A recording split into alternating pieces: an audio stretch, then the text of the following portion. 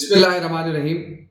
बात हम करेंगे आज डकी भाई के हवाले से कि डकी भाई के साथ जो कुछ हुआ है वो यकीनी तौर पर काबिल मजम्मत है। जिस तरीके का रवैया FIA एहलकारों की जानिब से इख्तियार किया गया उस पर हुकूमत ने एक्शन तो दिया है,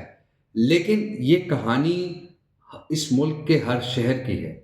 हर शहर के किसी न किसी पुलिस स्टेशन के अंदर जब भी कोई बंदा जाता है तो उसको इसी तरह के रवैये का सामना करना पड़ता है। और जब तक वो पुलिस एहलकारों या इस तरह के हुकूमती एहलकारों को पैसे नहीं खिलाता तो उसके मामलात उसी तरह जू के तू रहते हैं। और जो बंदा पैसे खिलाता है, जो बंदा उनको पैसे देता है, ख़ास तौर पर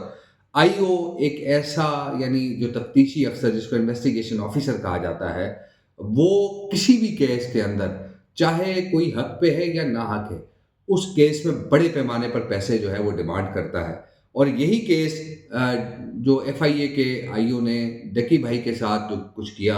वो इसी तरह के मामलात में सामने आ रहा है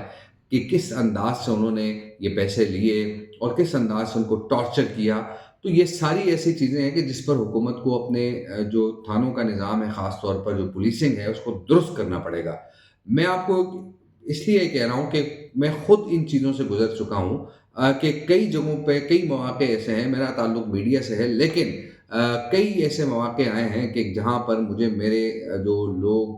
करीब रहने वाले लोग हैं उन्होंने कई मर्तबा ये बताया कि फ़लाँ बंदे ने हमसे इतने पैसों का मुतालबा किया, फ़लाँ बंदे को हमने इतने पैसे दे दिए। तो ये सारी ऐसी सिचुएशंस हैं कि पाकिस्तान के अंदर जो पुलिसिंग है, मैं सिर्फ़ आपको ये बताऊँ कि गिलगित बल्तिस्तान में की जो पुलिस है वो इस चीज़ से बिल्कुल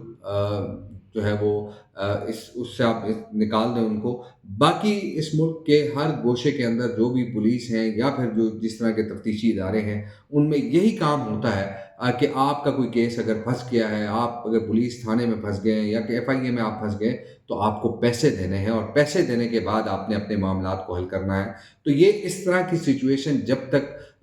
इसको हुकूमत अपने पुलिसिंग का निज़ाम ठीक नहीं करेगी, उस वक़्त तक अवाम को इन मसाइल का सामना करना पड़ेगा। और यही नहीं बल्कि कई सियासतदान भी ऐसे हैं कि जिनके केसेस के अंदर पुलिस ने उनसे रिश्वत ली है, लेकिन वो सियासतदान जब असेंबलीज़ में आते हैं तो उनका इस हवाले से, यानी जो फ़ौजदारी कवानीन है या इस तरह की चीज़ें हैं, इस्लाहात के हवाले से कोई आउटपुट इनपुट हमें नज़र नहीं आता, जिससे यकीनी तौर पर अवाम में मायूसी फैलती है और अवाम जो है इस मामले को बड़ी